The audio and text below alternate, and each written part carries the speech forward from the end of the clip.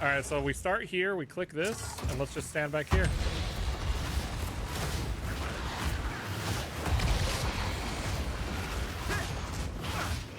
All right, that should be enough. Let's get the chain going. Chain it up, chain it up. Look at it go. It's still gonna keep going because we have chains. Look, it's all back there.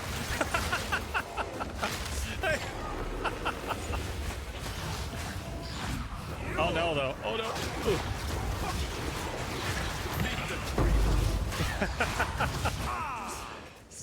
Oh man. So we waited and waited, and then we waited for them to all spawn right here. We casted 3 abilities just while standing right here. It cleared out all of this into here, cleared everything else, almost killed the 2 rares before we actually had to cast another ability. If you wanted to play it yourself. Jesus.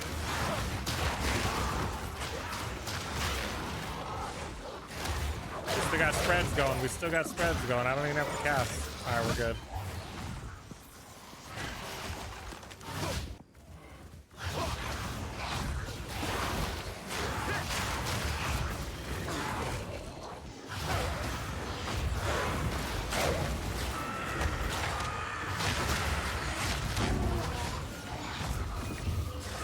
And then a few more maps and we can move on to tier 7s.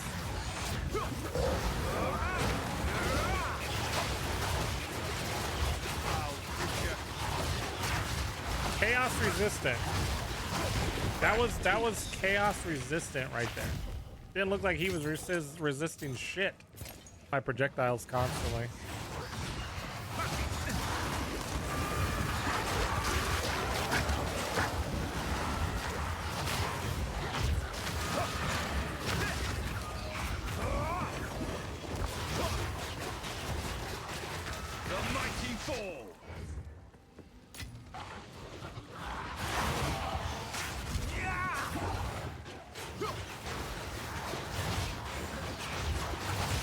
Look at the rare. We sit up here, no hands on the keyboard. Just watch him die. We're not even having to fight him. He's just over there doing his own thing. Doing his own thing, living in his own little happy world. Fighting his totems, right?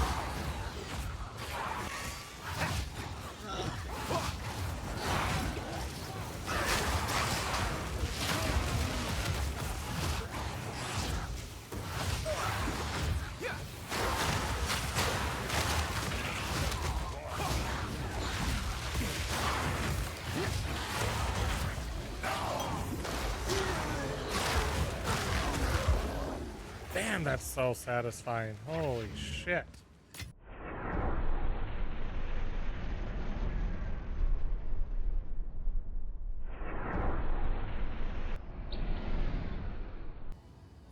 Hey YouTube, I'm just Anthony. Welcome to our first Path of Exile 2 build guide for our Acolyte of Chayula monk. We did put a build guide teaser out there for our Mad Monk not too long ago, and a lot of people were looking forward to it, so we decided to make the guide. But I want to caveat something very important. I need you to focus. Look at me when I say this. This is the most important thing about this guide.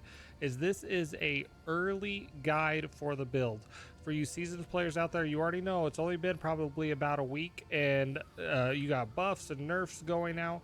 There's new secret interactions that people are finding out about. We have unknown uniques that we're finding out about. So please use that knowledge wisely, that this is a build guide in progress.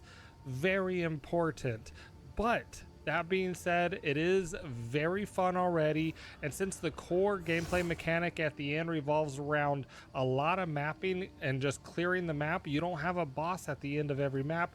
This build right now, it just excels at that. We are just wiping the map clean. It's safe while doing so, and it's very satisfying to just watch everything explode after you only cast a few abilities, and watching the contagion and the dots spread everywhere.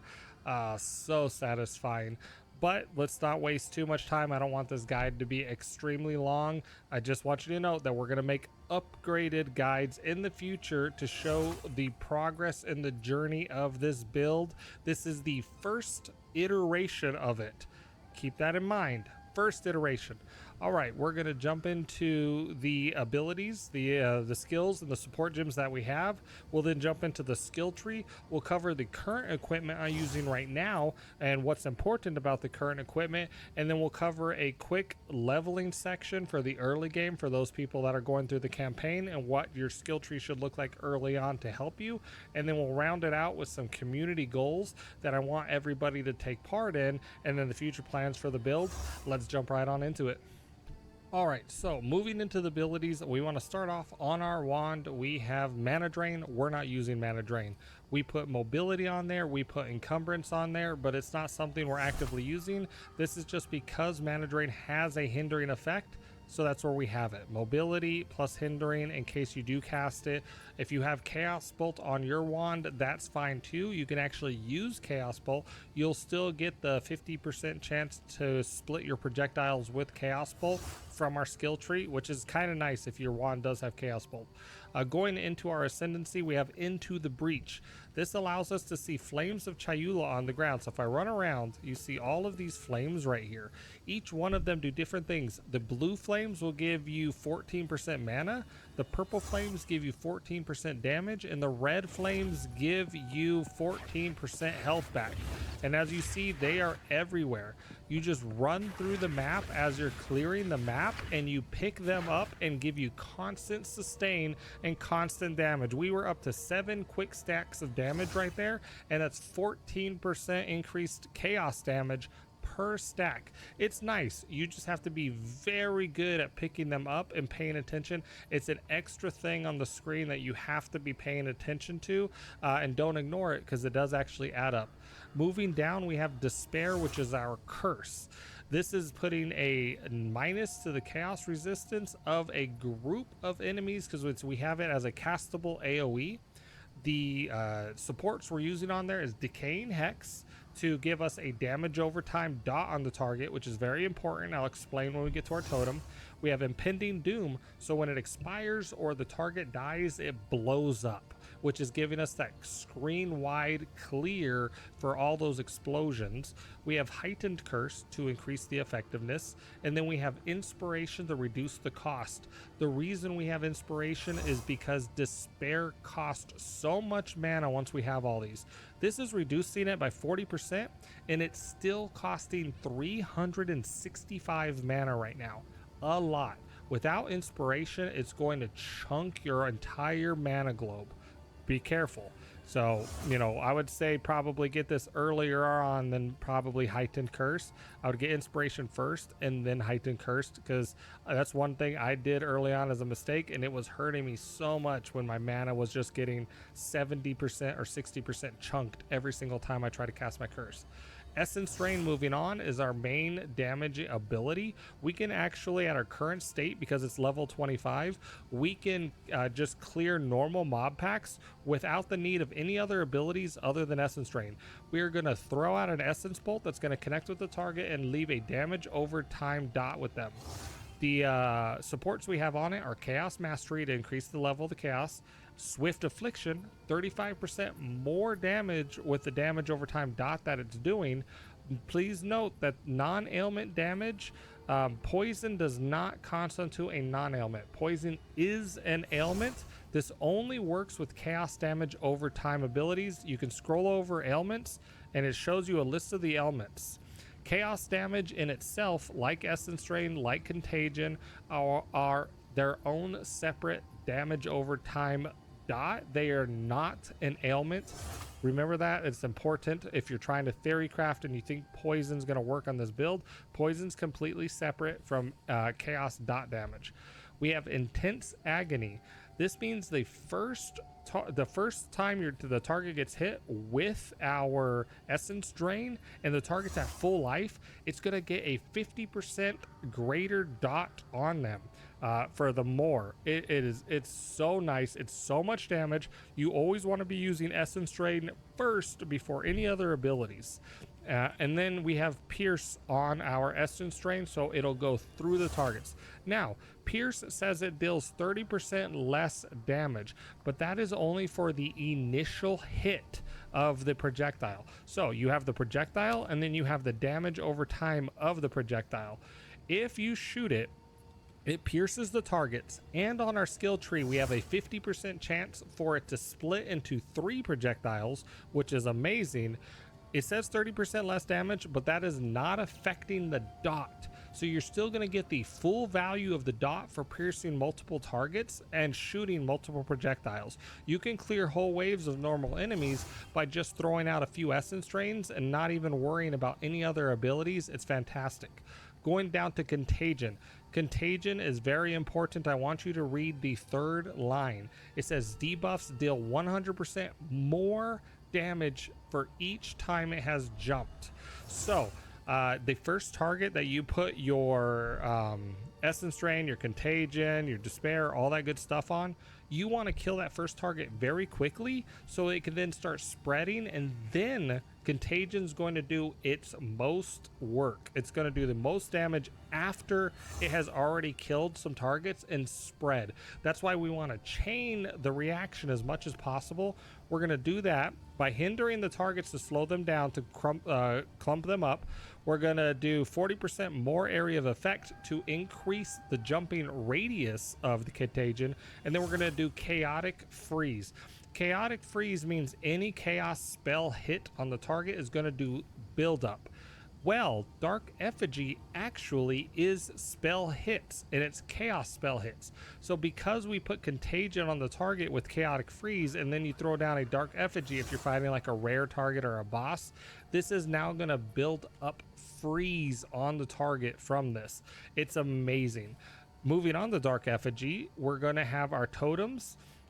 This shoots projectiles per chaos dot on the target. One of the main reasons on Despair we're putting Decaying Hex, which is a chaos damage over time on Despair, is because this is 1, 2, 3 chaos damage over time abilities, which is going to make your Dark Effigy totem shoot very quickly. We have more projectile speed on it. We have more skill effect duration, 25% more cast speed, and then we have Overabundance, which increases the limit by 1, so we can have 2 totems out, but it reduces the skill effect duration by 50%. That is why we are using Persistence to give us 40% more, so we're only losing 10% skill effect duration. And then of course we have duration nodes on our talent tree, and without this without the Persistence, your totems are going to disappear within a few seconds. It feels bad because they cost a lot of mana to get out. They're 249 mana every single time you want to cast them, so you definitely need Persistence to counteract the effect of Overabundance currently. As you can see, none of our gems have their 5th gem socket left. Even Contagion, we don't even have the 4th socket yet. That's the state we're in. Moving down, we have Profane Ritual. Profane Ritual only works if you have a corpse, so which is really effective when you clear all the little minions around a rare mob, and now the rare mob has dead minions around them. You can then perform Profane Ritual on those corpses to put another damage over time chaos debuff on the target. More effigy shots coming out, and we're going to put Concentrated Effect for 40% more area damage. This does do area damage. And then Hourglass, which is just 40% more damage, but it's going to give Profane Ritual a 10-second cooldown on it, which is okay though. That we don't have a problem with that. Just because we're not casting it constantly. It's literally for when you come across that rare elite, you kill its minions, the rare elite gets frozen by your totems, and you could just cast Profane Ritual right underneath of him, and now it's just going to die because he's frozen by your totems, and now he's sitting in the Profane Ritual. He's not moving. It's fantastic. Then we have Hour of Need. Hour of Need is what a lot of players are using just for a little bit of survivability. We're going to be removing this later on, but it heals you every 10 seconds, removes curses and elemental ailments. Now, I will say we had Withering Touch instead of Time of Need. We had Withering Touch, of course, to apply Withering, but when it says enemies within your presence is 6 meters. That's all that is. It's not your entire screen. Some people were thinking presence was your entire screen. It's generally 6 meters. It says that in the presence tooltip. That's very close. Your character has to be right on top of enemies, well, within 6 meters to actually proc Withering. But our Dark Effigy totem, for the quality of it, which is your Gem Cutters Prisms, it requires 4 Gem Cutters Prisms because you get 5% quality per. You can get, for 4 Gem Cutters Prisms, which are 2 exalts each, so for 8 exalts, and this is a big damage buff, you can get your Dark Effigy totem. If you look at the bottom, I have additional effects from quality because I have 20% quality, 50% chance to afflict withered for 2 seconds on hit. These totems are machine gunning hits. It's just constant damage. It's guaranteed wither stacks. Wither can stack up to, I believe, 10 times, and it does 5% increased chaos damage per stack to the target. Fantastic. Very, very good. So without your Dark Effigy totem having 20% quality, I would say instead of Time of Need, put on Withering Presence. Do not put any add-ons inside Withering Presence. Moving right back up here into the Breach, I think I forgot to tell you about the support gems we're using into the Breach because we just covered the flames. So if you look down here, it says I have 80 out of 110 spirit left. Inaccurate. Right now, Into the Breach is bugged with calculating spirit. So our vitality, our clarity, our cannibalism, and our herbalism, these are all very important. Herbalism gives you 30% increased recovery for your flasks. Cannibalism gives us 4% life recovered on kill with a supported skill, active skill, while supported skill is active. And then clarity is mana regen, and vitality is just percent health regen. These 3 right here, herbalism, cannibalism, and vitality, are counteracting one of the nodes we have on our skill tree that takes 3% of our life every single time we cast a chaos ability. All of our abilities are chaos abilities. Every time we cast an ability, we're hurting ourselves. These 3 nodes right here are going to keep us alive, but they do not show as being negative to our spirit.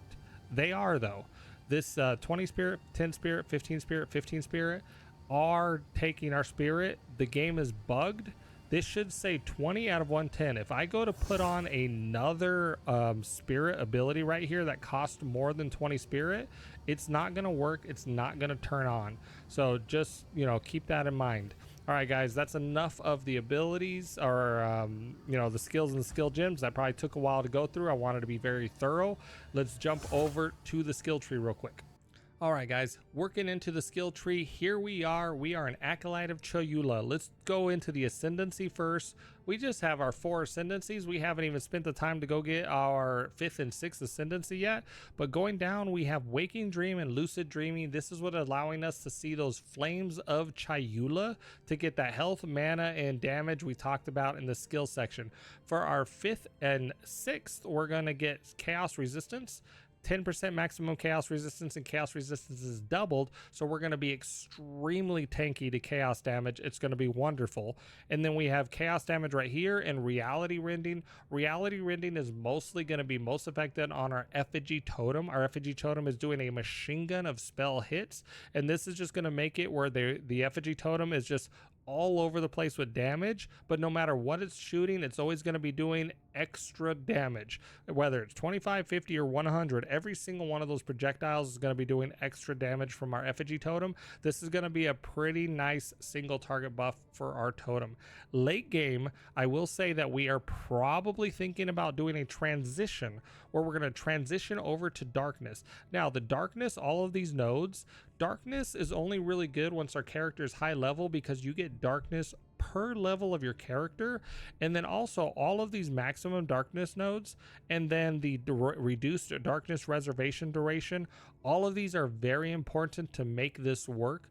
If you don't have 6 skill nodes already for your ascendancy, it's almost not worth taking this until you can invest fully in all 6 of these nodes. But just so you know, after this, we get all 8 of these, we may be working on a transition to a full Embracing the Darkness Chayula monk. Just let you know right now, it could be fun. Moving back up here, this is the skill tree. I teased it a little bit before, but it's very simple, guys. We're getting all the chaos nodes. We're getting a lot of curse nodes. We're getting multiple projectiles with our spells nodes, and we're getting duration nodes. I'm going to link the skill tree down in the description.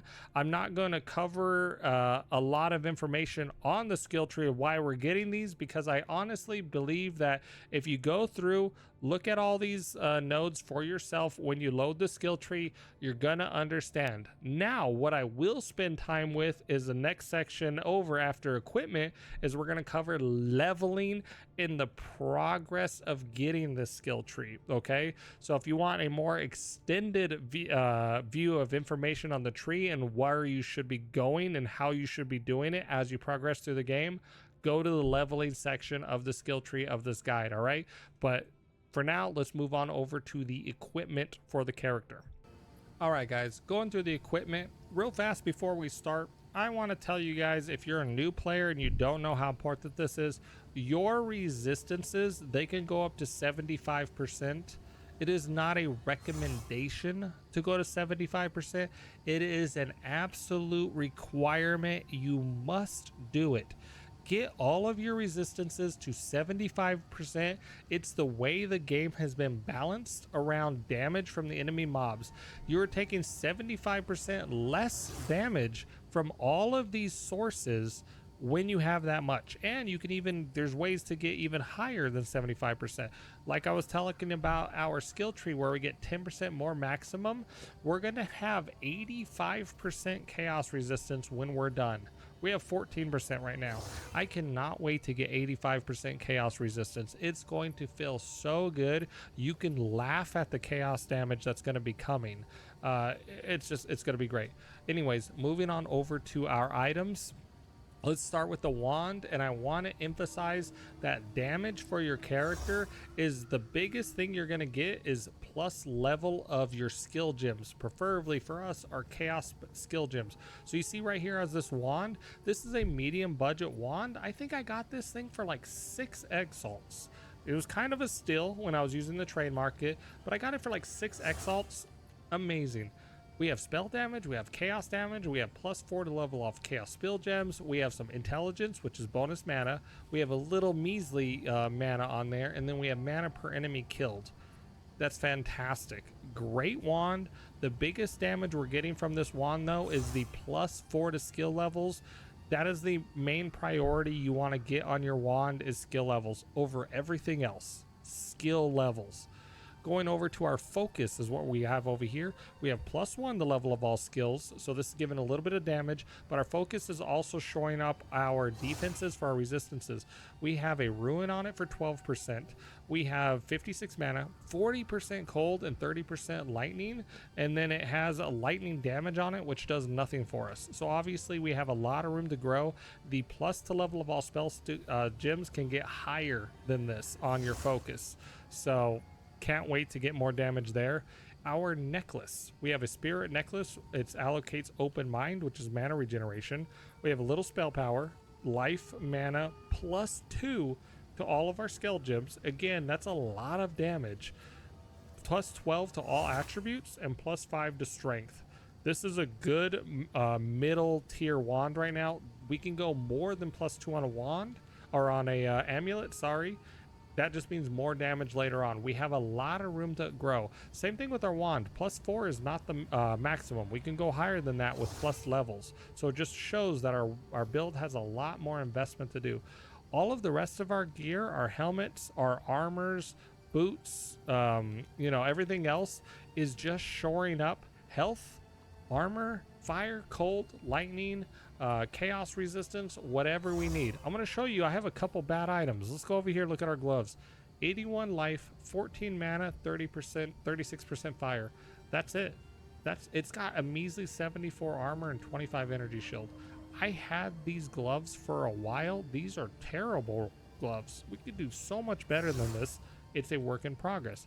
Our boots over here, 107 life, 20% movement speed. You need movement speed on your boots. I would say go for at least 20%. I can't wait to get 30%. We have mana, cold resist, lightning resist, and a little life regeneration. You want to see something bad? Look at our belt. It has a bunch of life, a little bit of mana, a measly 17% to chaos resistance, some reduced flash charges used, and reduced charm charges used. It's corrupted. I can't even add more. It's not that great. I can't wait to upgrade this. It's level 44. I had this from, I think, the third act of Cruel difficulty, right before I finished the campaign. That's how long I've had this belt for. We have one decent ring right here. Increased chaos damage, life, strength, intelligence, fire resist, mana, and then we got one bad ring. Look at this thing. Fire and lightning damage does nothing for us. 85 life's good. 29 dexterity, not sure we even need that.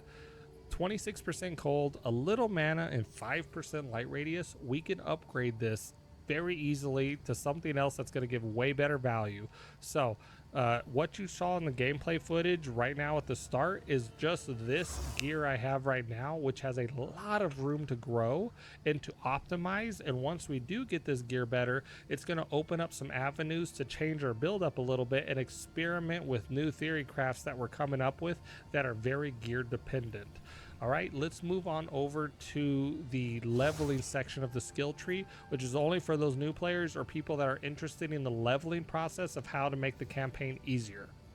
All right, jumping into leveling, you're going to start right here at the monk. You're not going to have your ascendancy. We're not going to use any of these nodes right here. You're going to branch out to the side, come straight up, go right up here, over one, into this chaos node wheel right here.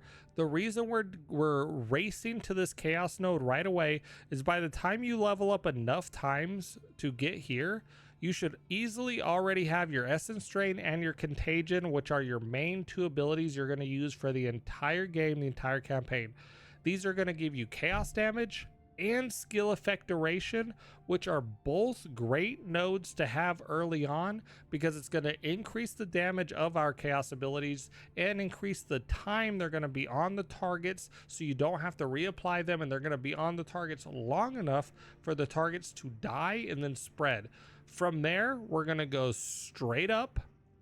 We're going to go this way, and we're going to get projectiles have a chance to split into 2 additional projectiles. This is going to help both your Essence Drain, and at that point you should be using a Chaos Bolt Wand, and this is also going to help your Chaos Bolt Wand because you're going to be shooting multiple projectiles or starting to shoot multiple projectiles.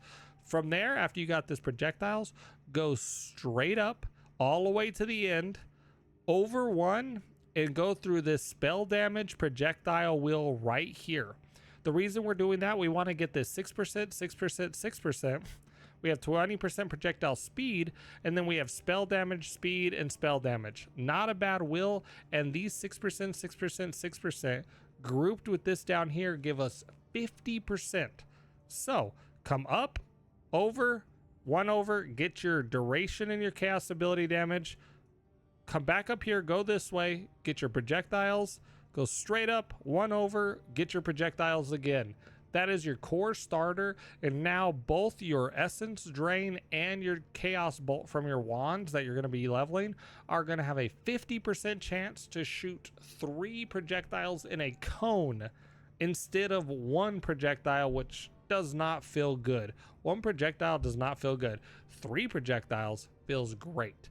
Going 1 over after that, we want to then get our duration wheel. So after you finish your projectiles, go 1 over, 10% duration, 10% duration, 25% duration. This is again going to help you duration of your dots, your curses, and when you get your effigy totem, longer effigy totem, duration is just helping us out with everything.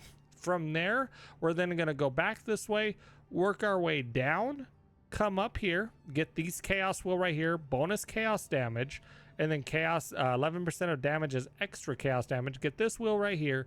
Then you're going to make the long journey all the way down, leveling up all the way, just getting travel nodes. This is going to be good for getting whatever nodes you need, intellect, strength, dexterity, to use the gear that's dropping for you. This is very important. That way you can use whatever good pieces of gear are dropping, because the game's only going to give you whatever it wants to give you while you're leveling up through the campaign. Travel straight down.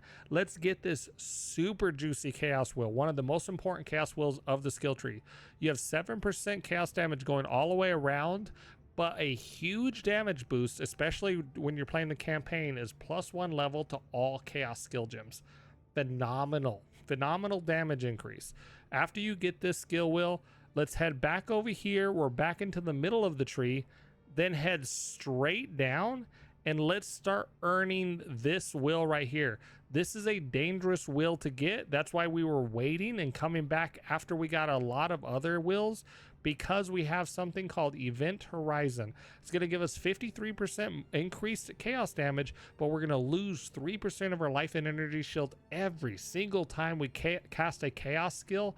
That hurts. That adds up really quickly if you're spamming skills. But luckily enough for us, we have that Herbalism, that Cannibalism, and that Vitality already. By now, I believe you should have all of those fully in place. So this one, remember, every single time you kill a mob, it's 4% life recovered. So as you're hurting yourself for 3% of your life and casting all your abilities, the targets are dying and you're getting 4% of that life back. You got that 1% of life per second you're healing. And then of course, when you need use a life flask, you're going to have a 30% increased life flask effect. So you're going to have a really nice juicy life flask to heal you very quickly back to full if you need to. These are very nice quality of life. So after you get this tree right here, I would then start working on, make sure coming back down here, get this area of effect for your curses. This is very good. You're going to be starting to use your curses a lot, and you're probably already working your way to getting Despair, and you're done using Enfeeble. Enfeeble is the curse you're going to use at the start of the game, because you're not going to have access to Despair till later. So I should have mentioned that before. When you have your Essence Strain and Contagion, you're going to have Enfeeble. Enfeeble makes it where the target does less damage to you. I cannot stress how amazing that is for bossing, for clearing the map, for fighting rares, everything. They're going to do less damage to you. Fantastic. After that, we can come over here. You can travel all the way this way. You can get this nice chaos wheel right here. 29% plus 7% all, and then curses have -3% to chaos res. You can then come up and start getting all of your curse wheels. So travel this way, get your durations, get your skill effect. Oh, my skill effect for curses, all of these increased effect, increased effect, increased effect. You have all these increased effect right here. Look at all of them. Oh, so nice. This one is particular good. This wheel right here, 40% faster curse activation. That's huge. That's huge. I would actually suggest getting this curse wheel before this curse wheel or this chaos wheel, just because 40% faster curse is going to let you just boom curse. The curse is going to explode faster without a boss or somebody of the unit walking out of it, because early on you're going to place that curse on the ground and it has to, after a delay, it has to detonate. Like right now in the video footage you saw, my curses are almost instantaneous because of all of these talents. So that is your leveling skill tree. Just make sure you cover it exactly like I said. Do not sleep on the multi-proj. It's very nice to 50% chance for your spells to fire 3 instead of 1. And then skill effect duration, tree.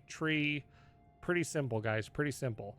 That is your leveling tips. And I hope you get the items you need during the campaign. If this is your very first character, I want you to listen to me. Everybody is finding the game difficult and then struggling on their very first time they do it. You don't know the boss mechanics. You don't know anything. You're going into everything blind. You're going to die. I promise you, you're going to die. It's okay. You don't lose XP early on. You'll revive, you can clear more mobs, get more experience, more monsters, hopefully get more item drops, and keep on going. You don't start losing XP until later in the game, and I hope that doesn't scare people away when I say that, but in Path of Exile, once you reach a certain point of levels in the game and you die, you start losing experience. You could be playing for, you could get high level to the 80s, die, lose like 20% of your experience and lose an hour or two of your playtime. It's very punishing, and that's why we're going to be trying to make a tanky character, or a character that can survive, so you don't have to worry about dying, and you can respect your time and the investment you're putting into the game. That's what I like. I'm not trying to get one shot 5-second builds. I'm trying to get a build that can clear all the content and keep me alive while doing it, while still trying to avoid GGG's nerf hammer. That's my goal. All right, guys, let's jump into the closing for this guide and then some community goals. Alrighty, guys, well, there you have it. That's the current build as we know it right now. This is going to be updated constantly. This is the first iteration. It has a long way to go. We have a lot of effort and time to put into this build to make it perfect. It is like, if I had to rate it right now, it is a middle of the pack mediocre for my standards. I want it to be just levels ahead of the game. And the only way that's going to happen is to theorycraft, keep working on it, and community support. If you guys have any advice that you want to use, or you're testing out secret tech, put it in the comments of the video. That way we can all test things out and brainstorm together. This is early access. There's a lot of missing skill gems. There's a lot of missing support gems. And when the game comes out full launch, I want us to already, as a community and myself, have a full build that we said, we built this Mad Monk, and when the game does its full launch, we are ready for it. Whatever the first season of the game will be, that they introduced new mechanics or whatever, we're gonna have a chaos, Acolyte of Chayula monk ready to go, that we theory crafted for many months to get it to a perfect state. That is my goal. We are still working on some secret tech for single target bossing. I'm not going to share it right now because it's still in the testing phases, but I think it's going to increase our damage, and I literally can't wait to get there. But it is very gear dependent on some certain gear pieces that we're going to be getting. No spoilers though, no spoilers. But anyways, guys, thank you for watching. Please subscribe and like the video if you want to be part of this journey of creating the Mad Monk together. And then, of course, build a theory crafting community around the Chayula monk, so we can actually build something that people are going to use in the future, all fleshed out and really fun and really good. All right. But anyways, guys, I'm just Anthony. I will see you next time on an update guide. But until then, have a wonderful day, and I hope every day past this is just as good. See you later.